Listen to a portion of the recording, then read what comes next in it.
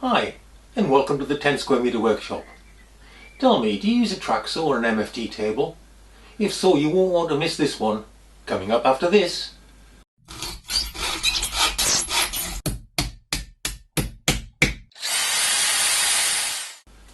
The combination of a tracksaw and a multifunction table makes cutting sheet goods so much easier.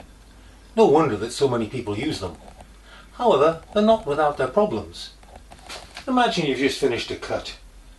You have to lift the saw off the rail, lift it, hold it with one hand while you slide out the old piece, grasp the second piece, slide it in with one hand while holding the rail, drop the rail, then take the track saw, fit it back on the rail, that's it, and then you're ready for your second cut. That's all a bit tedious. The original Festool MFT table had a rail that swung up out the way on a hinge, but that wasn't without its problems. One, you had to have enough room for this thing to swing, and two, you had to attach the rail to a hinge in order for it to work, so it wasn't available for any other use. Wouldn't it be nice if, once you've just finished a cut, you could raise the whole rail complete with a track saw up in the air to move it? A bit like this, in fact. You can then move the piece of wood out the way, adjust it with both hands to where you want it, load the track again, and off you go. So how does this all work? Well, let me show you. Let's remove the saw and the rail. Notice it's not attached to anything. And here you see there's two blocks, one either side, with a lever that raises them and lowers them again. Here you can see the mechanism in action. Raise and lower. I'm not much given to hyperbole, but to me this is a game changer. If you don't want one right now, then I haven't explained it properly. Let's go through how to make one. The exact implementation of this of course depends very much on your particular MFT, but I'm sure it can be adapted to suit. I will include drawings and a parts list, so get ready with your screensaver if you're interested.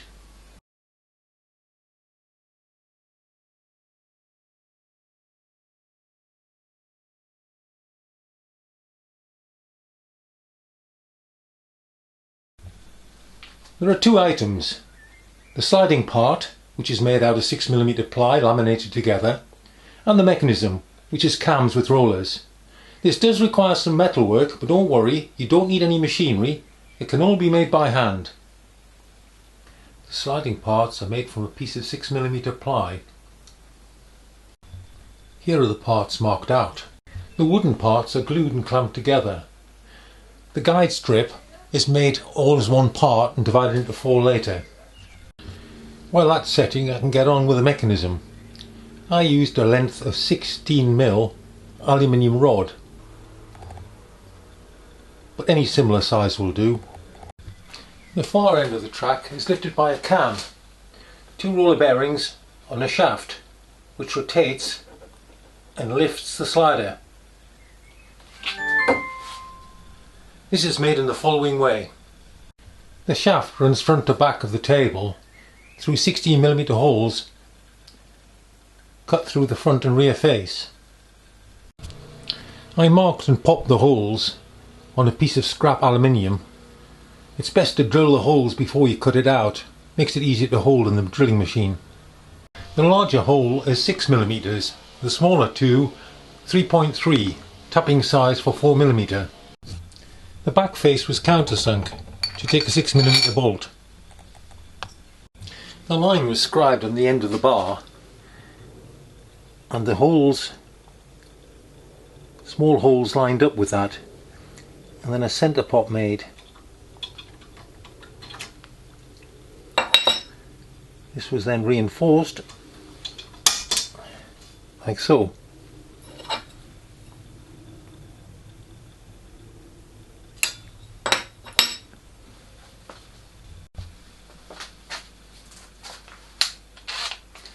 This was drilled 3.3mm.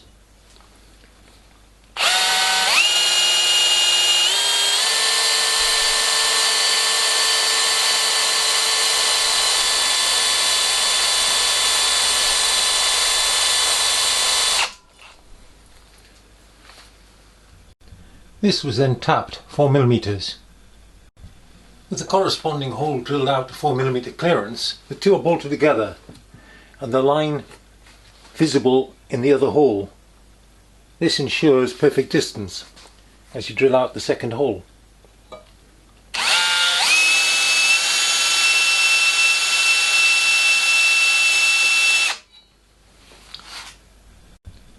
The other hole is now tapped 4mm. With both bolts fitted, the outline for cutting out can be marked.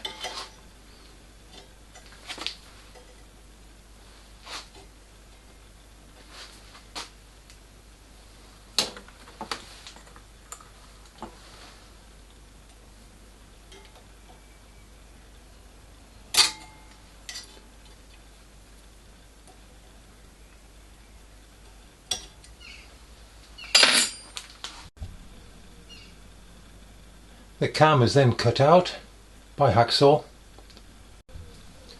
and then filed to shape.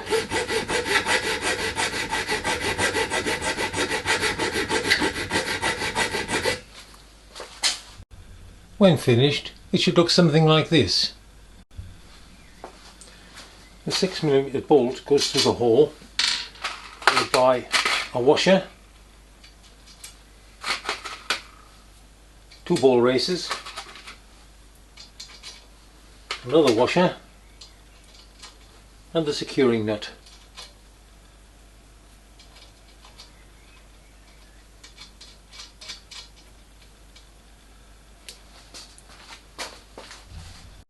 I cut the holes through with a 16mm Forstner bit, and here you can see it in place, and when you rotate the cam comes to lift.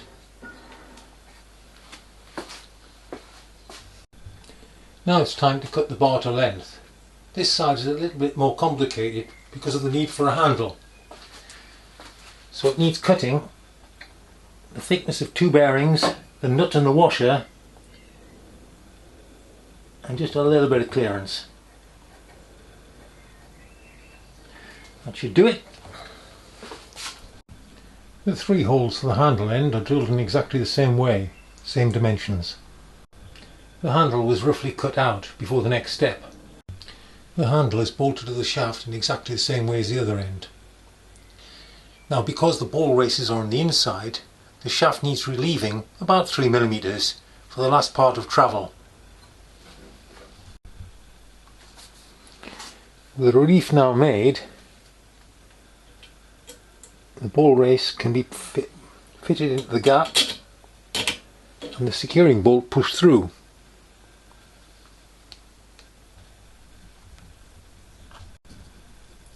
With the bolt trimmed to length, the ball race is running free, it's time to try fit it. It's now inserted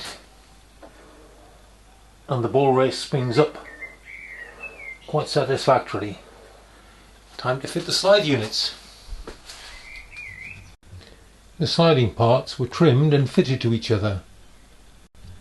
After good sanding, the sliding blocks are fitted to the side of the table using a strip of plastic as a spacer. The 29mm square slot is then marked out carefully, then cut out using the method of your choice. I used a Forstner bit, followed by fine rasps. This will probably need some fine adjustment, a process called fitting. I can remember when that was a job title. Here you can see the action of raising and lowering.